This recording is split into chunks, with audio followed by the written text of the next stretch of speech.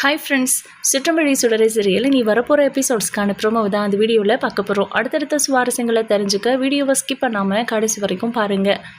அபி அவங்க அண்ணன் கூட பிரின்சஸ் மாதிரி அந்த வீட்டில் வாழ்ந்துட்டு வந்தாங்க. ஆனால் வெற்றியோட என்ட்ரி நம்ம அபியோட வாழ்க்கையில் வந்ததுலேருந்து நிறைய சேஞ்சஸ் வந்துடுச்சு. அவங்க லைஃப்பில் பொறுத்த வரைக்கும் எப்போவுமே சந்தோஷங்கள் மட்டுமே நிறைஞ்சிருந்துச்சு. ஃபர்ஸ்ட் ஆஃப் ஃபுல்லாக அவங்க ரொம்ப ஹாப்பியாக இருந்தாங்க. வெற்றியை எப்போ கல்யாணம் முடித்தாங்களோ அதுக்கப்புறம் ஏகப்பட்ட பிரச்சனைகளை அவங்க சந்திக்க வேண்டியிருந்துச்சு. முக்கியமாக வெற்றியே நம்ம அபியை புரிஞ்சுக்கல, அபியோட ஃபீலிங்ஸ்க்கு இம்பார்ட்டன்ஸ் கொடுக்கல. கர்ணா நல்லவன் இல்லை அப்படின்னு அபி கண்டுபிடிச்சதுலேருந்து வெற்றியை எப்படியாச்சு நம்ம கர்ணா கிட்டேருந்து பிரித்து கூட்டிகிட்டு போயிடணும். வெற்றி நல்லவன், அவன் கர்ணா கூட இருந்தால் அவன் கெட்டுடுவான், அவன் டோட்டலாகவே வேறு மாதிரி ஆயிடுவான், அடியால் வேலை செய்கிறான் அப்படின்ற மாதிரிலாம் இவங்களுக்குள்ள ஒரு ஃபீல் இருந்துக்கிட்டே தான் இருந்துச்சு.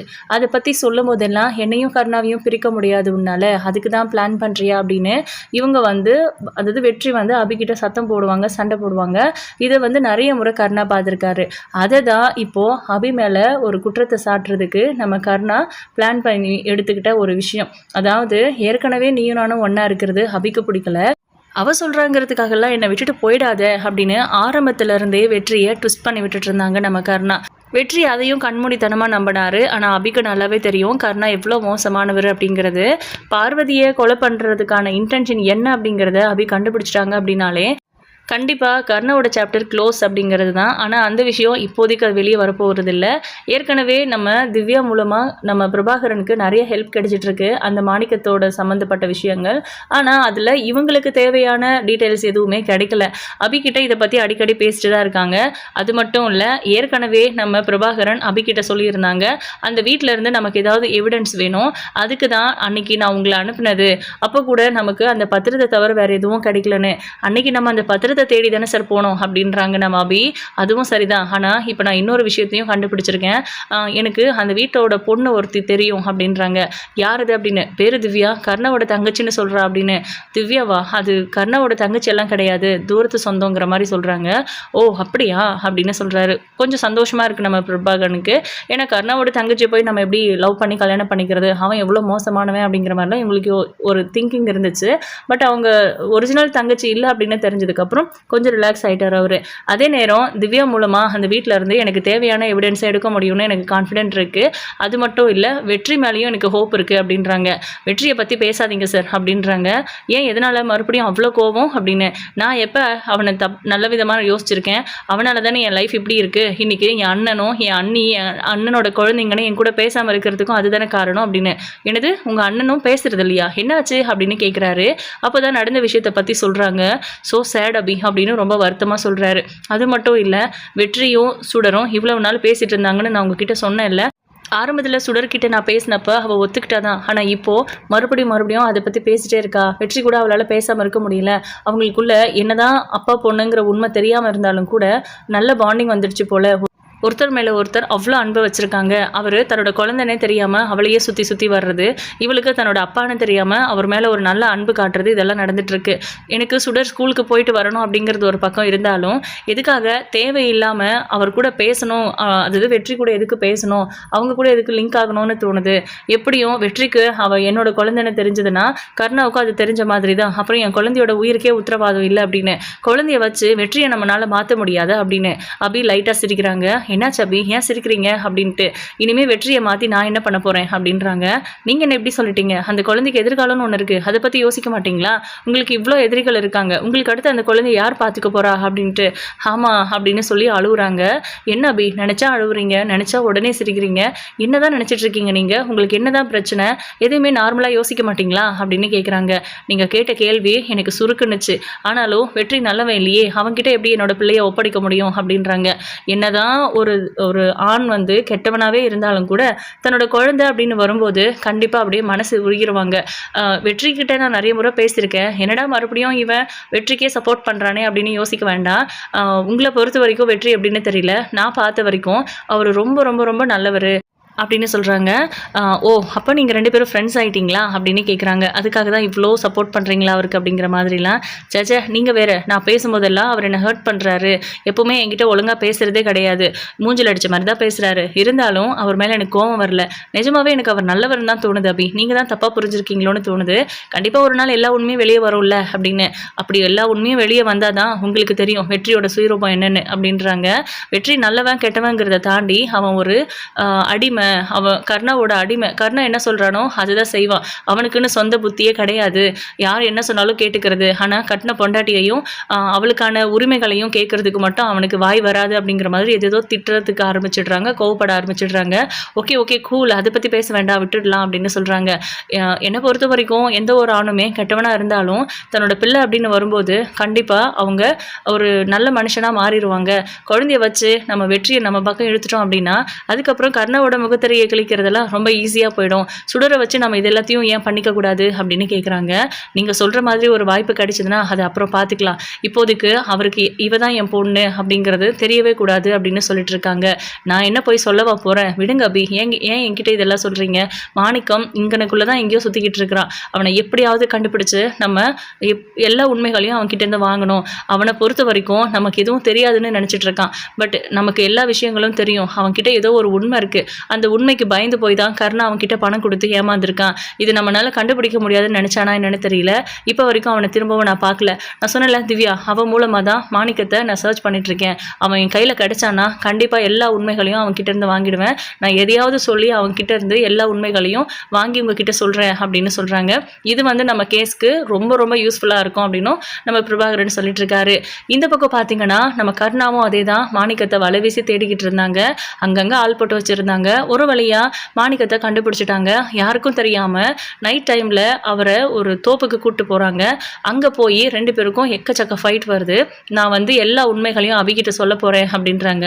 என்னடா உண்மையை சொல்ல போகிற, உனக்கு என்னடா தெரியும் அப்படின்னு கேட்கும்போது எனக்கு எல்லாமே தெரியும், உங்கள் ஒய்ஃப் இறந்தது அபியோட கத்தி குத்துனால கிடையாது, அதுக்கு முன்னாடியே பாய்சனில் இறந்துருக்காங்கன்னு எனக்கு தெரியும் அப்படின்றாங்க.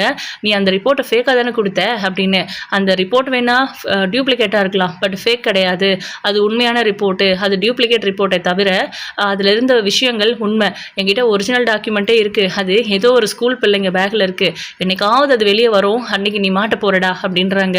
நீ உயிரோடு இருந்தால் தானடா இதை பற்றியெல்லாம் அபிக்கிட்ட நீ சொல்ல போகிற அப்படின்னு கேட்குறாங்க. உன்னால் என்னை எதுவுமே பண்ண முடியாது கர்ணா, என்னோட ஆளுங்க இங்கேயும் இருக்காங்க, என்கிட்ட இப்போ காசு இருக்குது, என்னால் என்னன்னாலும் பண்ண முடியும், நான் நினச்சாலும் உன்னை அப்படின்னு சொல்கிறாங்க. என்கிட்ட இருந்தே பணத்தை அடிச்சுட்டு எவ்வளோ திமிருடா உனக்கு அப்படின்னு சொல்லி கன் எடுத்து நீட்டுறாரு. உடனே நம்ம மாணிக்கம் பயந்துடுறாரு முதல்ல. அதுக்கப்புறம் எஸ்கேப் ஆகிறதுக்காக காலால் அந்த கன்னை உதச்சி கீழே தள்ளி விட்டுடுறாங்க. கர்ணாவை பிடிச்சி கீழே தள்ளி விட்டுட்டு அவரோட கட்டை உருவிட்டு எங்கேயோ எஸ்கேப் ஆகிடுறாரு. நீ இன்றைக்கி எஸ்கேப் ஆகிட்டேன்னு நினைக்காத, என் ஆளுங்க இங்கே சுற்றி தான் இருக்காங்க, கண்டிப்பாக நீ அவங்கக்கிட்ட சிக்கிடுவ அப்படின்னு வெற்றி கர்ணா பேசிக்கிட்டு இருக்க திடீர்னு ஒரு உருவம் வருது. அது வேற யாரும் இல்லை, நம்ம மாணிக்கம் தான். அவர் கையில் ஒரு கடப்பாறை மாதிரி ஒரு ஸ்ட்ராங்கான ஒரு கம்பி எடுத்துகிட்டு வராரு. அதை எடுத்துகிட்டு வரும்போது கர்ணா பயந்துடுறாரு. சடனாக அங்கேருந்து அவரை காப்பாற்றிக்கிறதுக்கு அவருக்கு தெரியல. ஆக்சுவலாக அந்த சமயோகித புத்திங்கிறது கொஞ்சம் கூட கிடையாது. ஸ்வேதா மேலே இருக்கிற அந்த இன்ட்ரெஸ்ட்டை தவிர அவர் வாழ்க்கையில் வேறு எதையுமே பெருசாக ஆசைப்படவும் இல்லை, வேறு எதுக்கும் பெருசாக இம்பார்ட்டன்ஸும் கொடுக்கல. அந்த ஒரு விஷயத்துக்காக, அந்த பெண்ணாசை அப்படிங்கிறத தவிர வேறு மற்றபடி எல்லா விதத்துலேயுமே அவர் ஓரளவுக்கு ஓகே தான். பட் இந்த இடத்துல அவர் அதுக்காக தான் அவரோட உயிரையே இழக்க போகிறாருங்கிறதுல எந்த சந்தேகமும் இல்லை. இந்த விஷயம்லாம் நம்ம வெற்றிக்கு தெரிஞ்சதுன்னா அவ்வளவுதான். உன்னோட அல்ப ஆசைக்காக எத்தனை பேரோட சந்தோஷத்தை கெடுப்ப அப்படின்னு நம்ம வெற்றியே போட்டு தள்ளிடுவார். அவரை அந்த அளவுக்கு கோவப்படுவார். ஏன்னா இப்போ ஒரு சின்ன குழந்தை கஷ்டப்பட்டுட்டு இருக்கு, இந்த மாதிரி நம்ம மாணிக்கத்தோட வாழ்க்கையும் பாதிக்கப்பட்டிருக்கு, எவ்வளோ பேரோட வாழ்க்கை இந்த மாதிரி பாதிக்கப்பட்டிருக்கோம். இவன் பண்ணுறது எல்லாமே தப்பு, இவன் பண்ணுற பிஸ்னஸ் எல்லாமே இல்லீகல் அப்படின்லாம் வெற்றிக்கு தானே தெரியும். அதாவது கூடவே வச்சுட்டு இருக்காங்க வெற்றிக்கு எந்த உண்மையும் தெரியாமல் பார்த்துக்கிறாங்க. அப்படி தெரிய வரும்போது என்ன நடக்கும், அதோட விபரீதம் என்னங்கிறத இன்னமும் கர்ணா உணரலை. பயம் இருக்க தான் செய்யுது, பட் உணரலை. இப்போது நம்ம மாணிக்கம் பார்த்தீங்கன்னா அந்த கடப்பாறை கம்பியால் குத்துறதுக்காக பக்கத்தில் எடுத்துகிட்டு போயிட்டாங்க. ஜஸ்ட் மிஸ்ஸில் நம்ம கர்ணா செத்துருக்க வேண்டியது, வெற்றி குறுக்க வந்துட்டாரு. அந்த கம்பி அவரோட வயிற்றில் பாஞ்சிடுது. கொஞ்சம் லேசாக ஓரமாக போயிடுச்சு. சென்டரில் போயிருந்தா கண்டிப்பாக காப்பாற்றுறது கஷ்டமாக இருந்திருக்கும். ஏன்னா கண்டிப்பாக கடப்பாரை கம்பியில் வந்து துருவலாக இருந்திருக்கும். அது ரொம்ப செப்டிக் ஆகி பெரிய பிரச்சனையில் கொண்டு போய் விட்டுருந்துருக்கும். ஜஸ்ட் மிஸ்ல தான் வெற்றியுமே உயிர் பொழைச்சாரு. இப்போது அவர் குத்திட்டு எஸ்கேப் ஆகி போயிடுறாரு. அட்லீஸ்ட் உண்மையை உளறிட்டு போயிருந்துருக்கலாம். அவர் எதுவுமே சொல்லலை. இப்போ நம்ம கர்ணை வந்து வெற்றியை ஹாஸ்பிட்டலுக்கு கூப்பிட்டு போகணும் அப்படின்னு சொல்லி கார் எடுத்துகிட்டு வர சொல்லி ஹாஸ்பிட்டலில் அட்மிட் பண்ணுறாங்க. ரொம்ப ரொம்ப மோசமான ஒரு கண்டிஷனில் இருக்காரு அப்படிங்கிற மாதிரி தான் டாக்டர் அவங்கள பார்த்துட்டு ரிவ்யூ சொல்லியிருக்காங்க. இதனால் வெற்றி உயிர் பழப்பாரா மாட்டாராங்கிற பயமும் இருக்க தான் செய்யுது கர்ணாவுக்கு. ஏன்னா தன்னோட நிழல் மாதிரி நம்ம வெற்றியை பார்த்துக்கிறாரு. அவர் தனக்கு வர ஆபத்தை அவனே ஏற்றுக்கிறான். அந்த அளவுக்கு நம்ம மேலே உயிரே வச்சுருக்கான். இந்த மாதிரியான ஒரு அடிமையெல்லாம் நம்ம இழந்துடவே கூடாதுங்கிற மாதிரி. மற்றபடி ஃப்ரெண்ட்ஷிப்பு, அவர் மேலே அன்பு இருக்குது, அதெல்லாம் பொய், டோட்டலாகவே நடிப்பு. ஆனால் நம்ம வெற்றி அப்படி கிடையாது. நிஜமாகவே அவர் மேலே ஒரு நல்ல ஃப்ரெண்ட்ஷிப், அந்த மரியாதை வச்சுருக்காரு. அதனால தான் அந்த அன்பையும் அவர் மேலே காட்டுறாரு. பாசத்துக்காக ஏங்கிக்கிட்டு இருக்கிற ஒரு மனுஷனை தனக்கு சாதகமாக யூஸ் பண்ணி அவனுக்காக இருந்த நல்ல விஷயங்கள் எல்லாத்தையும் அவன்கிட்ட இருந்து தள்ளி வச்சுட்டு எல்லாமே சுயநலமாக மாற்றி வச்சுருக்காரு நம்ம கர்ணா. இப்போ ஹாஸ்பிட்டலில் டாக்டர் சொல்கிற வார்த்தை கர்ணாவை பெருசாக பாதிக்கலை, பட் அவன் கூட இருந்தால் நல்லாயிருக்கும் அப்படின்னு மட்டும்தான் நினைக்கிறாரு. இந்த விஷயம் நம்ம புலிக்குட்டி மூலமாக சுடருக்கு தெரிய வருது. சுடர் வந்து கேஷுவலாக ஆகிட்டாங்க. வெற்றிக்கிட்ட பேசலைனாலும் மகேஷை பார்க்க வருவார்ல, அப்பப்போ பார்த்துக்கலாம், ஏதாவது தேவைப்பட்டால் பேசலாம், அம்மாவுக்கு சொல்லாமல் பேசலாம் அப்படிங்கிற மாதிரிலாம். ஒருவேளை நம்ம அப்படி பேசினாலும் தருண் தியா தான் அம்மா கிட்ட பேசுறது இல்லையே, அவங்களுக்கு என்ன தெரியவா போகுது அப்படிங்கிற மாதிரி சுடர் யோசிக்கிறாங்க. சுடருக்கு வந்து எப்போவுமே அவங்க அம்மா தான் ஃபஸ்ட்டு. அபிக்கு தெரியாமல் எதுவுமே பண்ணக்கூடாதுன்னு நினைப்பாங்க. பட் கேப்டன் விஷயத்தில் அந்த மாதிரி இருக்க முடியல அப்படின்னு அவங்களுக்கே தோண ஆரம்பிச்சிடுச்சு. ஏன் கேப்டனை நம்மளுக்கு இவ்வளோ பிடிக்குது, அவருக்கு ஏன் நம்ம மேலே இவ்வளோ அன்பு இருக்குது அப்படிங்கிற மாதிரிலாம் அவங்களுக்கு குழப்பங்கள் இருந்தாலும் கொஞ்ச நாள் போகட்டும், அம்மு நார்மல் மோடுக்கு வந்ததுக்கப்புறம் அம்முக்கிட்ட எல்லாத்தையும் சொல்லலாம் அப்படின்னு நினச்சிட்டு இருக்காங்க. அந்த மாதிரி நேரத்தில் தான் நம்ம புலிக்குட்டி மூலமாக வெற்றிக்கு இந்த மாதிரி கடப்பாரை கம்பியால் குத்துப்பட்டு ஹாஸ்பிட்டலில் இருக்காரு அப்படின்னு தெரிய வருது. உடனே சுடர் நிறைய அழுகுறாங்க. அழாத, அவர் சரியாயிருவார் அப்படிங்கிற மாதிரிலாம் சொல்கிறாங்க புலிக்குட்டி. இல்லை, எனக்கு ரொம்ப பயமாக இருக்குது, கேப்டன் பாவம், நான் அவரை பார்த்தே ஆகணும், என்னை கூட்டிகிட்டு போங்க அப்படின்றாங்க. உன் அம்மாவுக்கு தெரிஞ்சதுன்னா கண்டிப்பாக கோவப்படுவாங்க, அவங்கக்கிட்ட சொல்லாமலாம் எங்கேயும் போகக்கூடாது பாப்பா, யார் கூப்பிட்டாலும் அப்படி போகக்கூடாது, உனக்கு இதெல்லாம் உன் மாமாலாம் சொல்லி கொடுக்கலையா அப்படின்றாங்க. சொல்லி கொடுத்தாங்க தான், ஆனால் நீங்கள் தானே கேப்டனை பார்க்க தானே வரேன், நான் வரேனே, ப்ளீஸ் என்னை கூட்டிகிட்டு போய் காமிச்சிட்டு அதுக்கப்புறமா என்னை வீட்டுக்கு கூட்டிகிட்டு வந்து விட்டுடுங்க ப்ளீஸ் புலி அங்கிள் அப்படின்னு கெஞ்சுறாங்க. இல்லை சுடர், நீ தனியாக வந்திருக்க, உன் அம்மா பயந்துருவாங்க, தேடுவாங்க, அப்புறம் நான் தான் உன்னை கடத்திட்டேன்னு சொல்லிடுவாங்க, தப்பாக போயிடும்டா. இப்போதைக்கு வெற்றி கூட நான் தான் இருந்தாகணும், வேறு யாரும் அவன் கூட அவனை பற்றி தெரிஞ்சவங்க இல்லவே இல்லை. அவன் கூட நான் இருக்கிறத விட்டுட்டு நான் உன்னை கடத்திட்டேனோ இல்லை ஏதோ ஒரு காரணத்துக்காக உன் அம்மா என் மேலே பழி போட்டு போலீஸ் ஸ்டேஷனில் போய் மாட்டிக்கிட்டேன்னா அதுக்கப்புறம் வெளியே வர முடியாது, கேப்டன் கூட யாருமே இருக்க முடியாதுடா அப்படின்லாம் சொல்கிறாங்க. சரிங்க புலி அங்கிள் அப்படின்னு சுடரும் அதை ஏற்றுக்கிறாங்க. அதுக்கப்புறம் அங்கே சாமிக்கிட்ட தோப்புக்காரனை போட்டுட்ருக்காங்க. அதை பார்த்துட்டு நானும் அதே மாதிரி பண்ணட்டுமா அப்படின்னு புலிக்கிட்ட கேட்கும்போது காலெல்லாம் வலிக்கும்னு சொல்கிறாங்க. வலிச்சாலும் பரவாயில்ல, கேப்டன் எப்படியாவது சரியானா போதுன்னு, அவர் இன்னும் கான்சியஸ்க்கு வரல, கண் முழிக்கவே இல்லை அப்படின்னு தான் டாக்டர் சொல்லிட்டுருக்காங்க. அதுதான் வந்து பெரிய பிரச்சனையே. இப்போ சுடருக்கு எப்படியாவது அவரை சரி பண்ணணும் அப்படின்னு தோணுது. அதனால அந்த சாமி முன்னாடி போய் 500 தோப்புக்காரனை போடுறேன் அப்படின்னு சொல்லிட்டு போடுறாங்க. அவங்களால சுத்தமாக முடியல. 200-200 சில்லரை போட்டுட்டு இருக்கும் போதே காலெல்லாம் வலிக்குதுன்னு நிற்கிறாங்க. மறுபடியும் ஸ்டார்ட் பண்ணி போடுறாங்க. இந்த மாதிரி 500 முடிகிற வரைக்கும் சுடர் போட்டு முடிச்சிட்டாங்க. என்ன சுடர், நீ காலெல்லாம் எவ்வளோ வலிக்கும் தெரியுமா, சதை பிடிச்சிக்கொண்டா அப்படின்லாம் சொல்கிறாங்க. பரவாயில்ல, கேப்டன் சரியாயிருவார் அப்படின்னும் போது அவருக்கு ஃபோன் கால் வருது. அவங்க அடியாட்கள் தான். ஒருத்தங்க கால் பண்ணி அண்ணன் உயிர் பழிச்சிட்டாரு, அவர் கண் விழிச்சிட்டாரு அப்படின்னு சொல்கிறாங்க. இதை கேட்கும்போது புலிக்கு அவ்வளோ சந்தோஷமாக இருக்குது. ஓகே, நான் உடனே வரேன் அப்படின்னு ஃபோனை கட் பண்ணிவிட்டு, சுடர் உன்னோட வேண்டுதல் வீண் போகல, கேப்டன் கண்ணு முழிச்சிட்டானாமா, நான் போயிட்டு அவனை பார்க்குறேன், எதுவாக இருந்தாலும் நான் உனக்கு அப்டேட் பண்ணுறேன், நான் தருணுக்கு கால் பண்ணி சொல்லட்டுமா அப்படின்னு கேட்குறாங்க.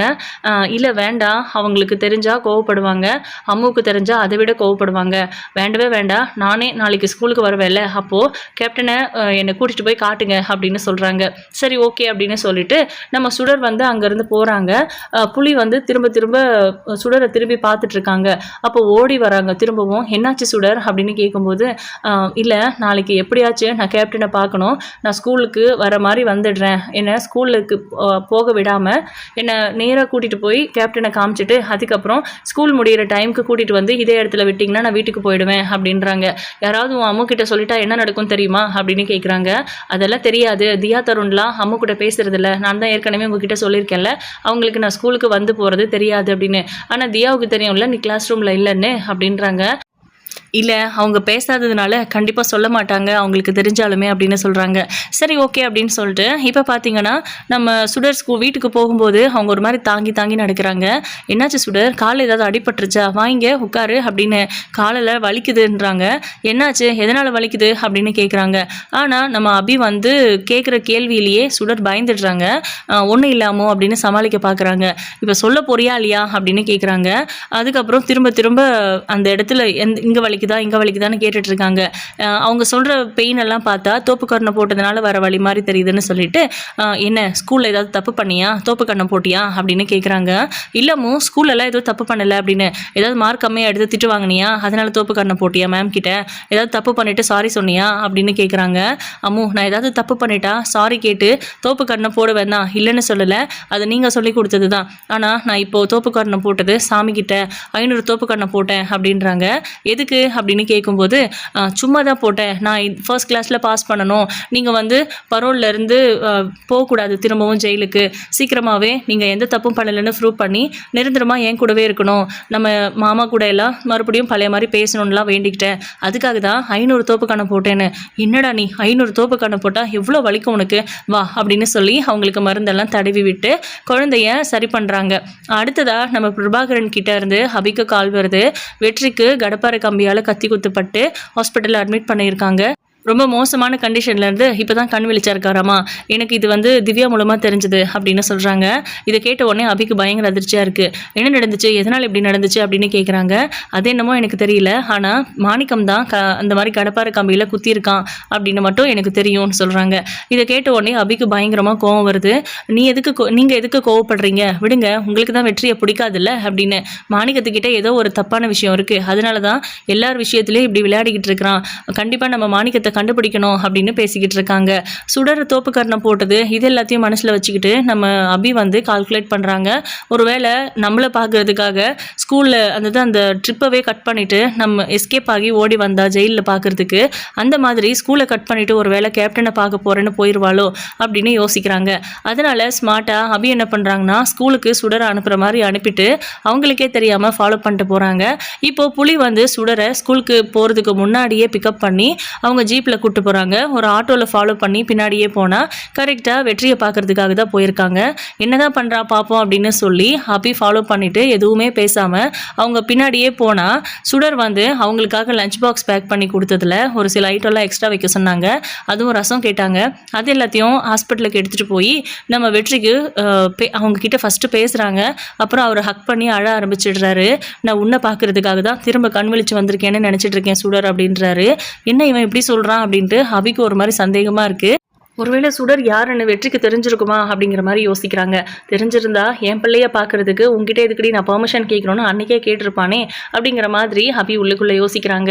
இப்போது சுடர் பார்த்தீங்கன்னா, கேப்டன் எந்திரிங்க, உட்காருங்க, நீங்கள் சாப்பிடணும் அப்படின்றாங்க. என்னால் சாப்பிட முடியாதுடா அப்படின்னும் போது, நீ சாப்பிட்றா, அதுக்காக தான் நான் சுடரை ரிஸ்க் எடுத்து கூட்டிகிட்டு வந்தேன்னு. அவங்க அம்மாவுக்கு தெரிஞ்சால் சத்தம் போடுவாங்க, எதுக்கு கூட்டிகிட்டு வந்த அப்படின்னு திட்டுறாரு வெற்றி. இப்போ நீ சந்தோஷமாக இருக்கல்ல, அதுக்காக தான். நீ இப்போது நார்மலாக ஆகணும்னா சுடர் இங்கே வரணும், அதுக்காக தான் கூட்டிகிட்டு வந்தேன், நீ ஊட்டு பாப்பா அப்படின்றாங்க. இப்போ பார்த்தீங்கன்னா நம்ம சுடர் அவங்க கொண்டு வந்த அந்த ஃபுட்டை நம்ம வெற்றிக்கு ஊட்டி விடுறாங்க. இதனால் அபி பயங்கரமாக கடுப்பாகிறாங்க. கேப்டன் நீங்கள் சீக்கிரமாக சரியாயிருவீங்க, நீங்கள் சரியாகணும்னு சொல்லி தான் நான் 500 தோப்புக்கண்ணை போட்டேன், அதனால தான் சாமி உங்களை சரி பண்ணிடுச்சு அப்படின்லாம் சிரிச்சுக்கிட்டே பேசுகிறாங்க. அவர் அழுகிறாரு சாப்பாடு ஊட்டும்போது. நீங்கள் அழவே கூடாது கேப்டன், எப்போவுமே சந்தோஷமாக இருக்கணும்னு. ஏண்டா உன் அம்மாவுக்கு தெரியாமல் என்னை பார்க்க வந்திருக்க, உன் அம்மாவுக்கு தெரிஞ்சால் உன்னை அடிப்பாங்களா, திட்டுவாங்களா, கோச்சுப்பாங்களா அப்படின்னு. என்னை அடிக்க மாட்டாங்க, ஆனால் கண்டிப்பாக திட்டுவாங்க. பரவாயில்ல, நான் அம்முவை சமாதானப்படுத்திக்கிறேன். அம்மு, இந்த மாதிரி ஒரு ஆபத்தான நிலைமையில நீங்கள் இருந்தீங்க, அதனால தான் நான் பார்க்க வந்தேன்னு தெரிஞ்சா அவங்க புரிஞ்சுப்பாங்க அப்படின்னு சொல்கிறாங்க. இதெல்லாம் கேட்கும்போது அபிக்கு பயங்கர கோபம் வருது. சுடர் அப்படின்னு சொல்லி கத்துறாங்க. திரும்பி பார்க்குறாங்க. வெற்றியும் திரும்பி பார்க்குறாங்க. அப்போ டோர் ஓப்பன் பண்ணிவிட்டு உள்ளே போகிறாங்க. நான் இங்கே நடக்கிறது எல்லாத்தையும் அந்த கண்ணாடி வழியாக பார்த்துட்டு தான் இருந்தேன். இவ்வளோ தைரியம் இருந்தால் இவ்வளோ தூரம் சொல்லியும் இந்த ஆளை பார்க்கறதுக்காக நீ இங்கே வந்திருப்ப, அதுவும் ஸ்கூலை கட்டடிச்சிட்டு, உனக்கு என்ன வயசு அப்படின்னு சொல்லி வெற்றி முன்னாடியே பல்லாரும் ஒரு அறை கொடுக்குறாங்க குழந்தைய. அப்போ வெற்றி இருந்துட்டு அபி அப்படின்னு சொல்லி கத்துறாங்க. சுடருக்கு ஒன்றுமே புரியல. என்ன இவங்க உரிமையாக அம்மாவை அபின்னு கூப்பிடுறாங்க அப்படிங்கிற மாதிரி பார்த்துட்டு இருக்காங்க. நீ பேசாத, உன்னால தான் எல்லா பிரச்சனையும் வந்துச்சு. என் வாழ்க்கை இப்படி இருக்கிறதுக்கு, இப்போ வரை நான் ஜெயிலில் இருக்கிறதுக்கு, என் பொண்ணு கஷ்டப்படுறதுக்கு எல்லாத்துக்கும் நீ தான் காரணம் அப்படின்னு சொல்கிறாங்க.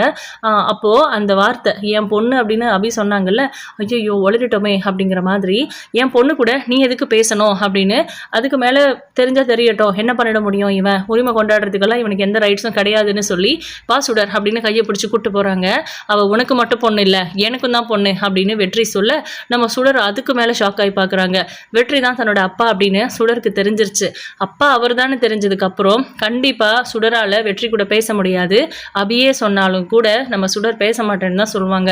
எப்படி தன்னை ப்ரூவ் பண்ண போகிறாரு, தான் நல்லவர் அப்படின்றத வெற்றி எப்படி சுடருக்கு புரிய வைக்க போகிறாருங்கிறத வெயிட் பண்ணி பார்க்கலாம். அபிக்கு ஹெல்ப் பண்ணாலே, அவங்க வெளியே வர்றதுக்கு சப்போர்ட் பண்ணாலே கண்டிப்பாக சுடர் ஏற்றுப்பாங்க. இப்போ வெற்றி தான் அபியை காப்பாற்ற போகிறாங்கங்கிறதுல எந்த சந்தேகமும் இல்லை. உங்களோட கருத்துக்களை கமெண்ட் பண்ணுங்கள்.